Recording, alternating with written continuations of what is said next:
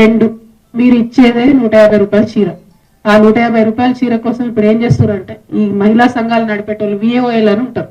ఆ విఓఏలు వచ్చిన ప్రతి ఒక్కరిది ఫోటో తీసుకోవాలి, పేరు రాసుకోవాలి, డీటెయిల్ రాసుకోవాలి.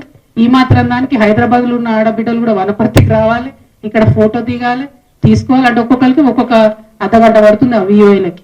సరే అర్ధగంట పట్టినా పని చేద్దామంటే ఇప్పుడు ప్రెషర్ ఏంది, 2 రోజులలో మీరు చీరలు ఇచ్చేయాలి, ఎందుకంటే ఎలక్షన్ కోడ్ వస్తుంది. ఏమాగం ఇది. అంతకుముందేమో ఇందిరమ్మ పుట్టినరోజు దగ్గర నుంచి సోనియమ్మ పుట్టినరోజు దాకా వస్తామన్నారు. అసలు వాళ్ళతో ఏం సంబంధం మనకు తెలంగాణకు? పండగకి ఇచ్చింది కాదు, దసరాకి ఇచ్చింది కాదు, దీపావళికి ఇచ్చింది కాదు, రంజాన్కి ఇచ్చింది కాదు, క్రిస్మస్కి ఇచ్చింది కాదు. ఇందిరమ్మ ఏంది, ఆ సోనియమ్మ ఏంది, మళ్ళీ మన ఆడబిడ్డలు ఇబ్బంది పెట్టడం ఏంది, ఇవన్నీ వేసి 150 రూపాయల చీర. అప్పుడు కూడా ఏం చేసినాం మనం ఇచ్చినటువంటి బతుకమ్మ చీరలు బీఆర్ఎస్ గవర్నమెంట్ లో ఆధార్ కార్డు పట్టుకొని ఇచ్చేసి అయిపోతుండే. దానికి ఏముంది, ఇంట్లో ముగ్గురు ఉంటే ఒక ఆమె 3 ఆధార్ కార్డులు వచ్చి తీసుకుపోతుంది. అలా పెద్ద విషయం ఏమున్నది, అది సెంటిమెంట్ లో చిన్న గిఫ్ట్ లాగా ఇచ్చే ముచ్చట. దాన్ని ఇంత కాంప్లికేట్ చేసి ఇంత ఒత్తిడి క్రియేట్ చేయడం అన్నది కరెక్ట్ కాదు.